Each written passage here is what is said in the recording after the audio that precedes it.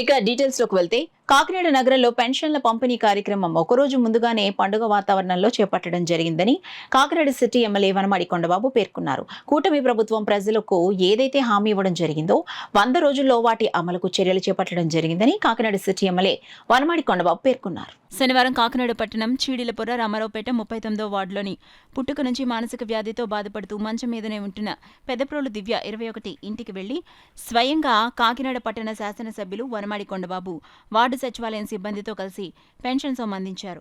ఈ కార్యక్రమంలో టీడీపీ నగర అధ్యక్షులు మల్లెపూడి వీరు తదితరులున్నారు. పెన్షన్ ఇవ్వడం కాకుండా ఈరోజు చెప్పాలంటే గతంలో సెలవు రోజు వస్తే పెన్షన్ ఇచ్చేవారు కదండి. 1వ తారీఖు సెలవు రోజు వస్తే పెన్షన్ ఇచ్చేవారు కాదు. ఆ ప్రభుత్వానికి, జగన్మోహన్ రెడ్డి ప్రభుత్వానికి అనుభవం లేదు, అవగాహన లేదు. ఈరోజు చూడండి, 1వ తారీఖు ఆదివారం వస్తుందని చెప్పి 31వ తారీఖున పెన్షన్ ఇవ్వడం జరిగింది. ఈ రోజున గత ప్రభుత్వంలో, జగన్మోహన్ రెడ్డి ప్రభుత్వంలో సెలవు వస్తే ఆ రోజు పెన్షన్ ఇచ్చేవారు కాదు.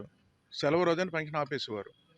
అలాంటిది గమనించి కూడా ముందు రోజు ఇవ్వాలన్న ఆలోచన కూడా లేదు ప్రభుత్వానికి. అలాంటి ఇబ్బందులు ఎన్నో ఎదుర్కొన్నారు పెన్షన్దారులు. అటువంటి ఇబ్బంది లేకుండా ఈ రోజున ముందు రోజే పెన్షన్ ఇవ్వడం జరిగింది. అదేవిధంగా వర్షం ఉన్నప్పుడు కూడా 90% ఇచ్చడం జరిగిందండి. ఈ రోజున వర్షం ఒక పక్కన ఉదయం నుంచి వర్షం 90% ఈరోజు 12 గంటలకల్లా ఇచ్చేస్తారండి ఈ రోజున. ఆ విధంగా వ్యవస్థను పనిచేయించుకునే విధానం ఈనాడు ఈ ప్రభుత్వానికి అనుభవం ఉంది, అవగాహన ఉంది, అందుకే చేయగలుగుతున్నారని ఈ సందర్భంగా తెలియజేస్తున్నా. గతంలో చాలా ఇబ్బందులు పడ్డారు ప్రజలు.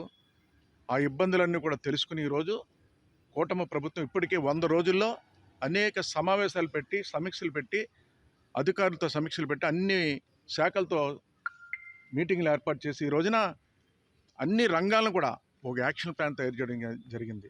విద్యారంగాన్ని ఒక నాలెడ్జ్ హబ్గా ఈ రాష్ట్రంలో తయారు చేయాలని విద్యారంగాన్ని రెడీ చేసింది. హెల్త్ డిపార్ట్మెంట్ని అప్రమత్తం చేస్తుంది. ఒక ఆరోగ్య ఆంధ్రప్రదేశ్గా తీర్చిదిద్దాలని హెల్త్ డిపార్ట్మెంట్ని అలర్ట్ చేస్తుంది. అదే వ్యవసాయ రంగాన్ని ఈ రాష్ట్రంలోనే అగ్రగామిగా వ్యవసాయాన్ని, ఆక్వాకల్చర్ని అభివృద్ధి చేసుకుని ముందుకెళ్ళాలి, ఆక్వా హబ్గా తయారు చేయాలని, అదేవిధంగా వ్యవసాయాన్ని ఒక హబ్గా తయారు చేసి వ్యవసాయాన్ని ముందుకు తీసుకెళ్లాలని, అన్ని రంగాల్ని కూడా ఈరోజు 100 రోజుల్లో మీటింగ్లు ఏర్పాటు చేసి ఈరోజు ముందుకు తీసుకెళ్తుంది ఈ ప్రభుత్వం. అనుకున్న దానికంటే ముందంజలో ఉంది, మాట ఇచ్చిన నిలబెట్టుకుంటుంది ప్రభుత్వం మీ ద్వారా తెలియజేస్తుంది.